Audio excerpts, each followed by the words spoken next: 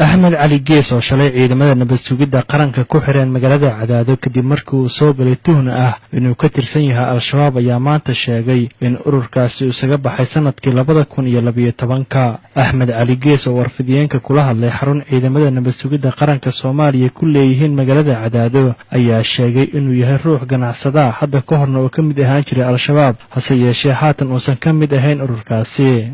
Aniga oo ah Axmed Cali Gees jooga dowlad goboleedka Galmudug Cadaado jooga maanta oo taariikhdu tahay February 21 ayaan waxaan rabaa inaan ummadda u cadeeyo oo u sheego ummadda Soomaaliyeed inta maqlaysa iyo inta maaragtay ila joogtaba inaan ururka shabaab la yiraahdo inaan ka baxay 2012 inaan ka baxay oo sidaas awgeed ilaa waqtigaas ilaa haddana aanan ka mid ahayn marka intaas ayaan rabaa ummadda Soomaaliyeed inaan ogeysiyo u sheego. dhinaca kale Axmed Cali Gees oo loo xiray tuhun ah inuu ka tirsan yahay Al-Shabaab ayaa sheegay in xilli aan fogeyn dhaqdhaqaaqaasi ay qaybo ka mid ah gobolka Galgaduud ku xireen iyagoo ka xun ka bixitaankooda sida uu sheegay. waa cadaadis badan kala koomay ayagoo ka xun ka soo tigidda marka hore ka soo tagayay ayaa kala kulmay oo mar waxa kamid ah telefoonada laga qaaday ayaa kamid ahayd marka cadaadis badan ayaan kala kulmay marka sidaas marka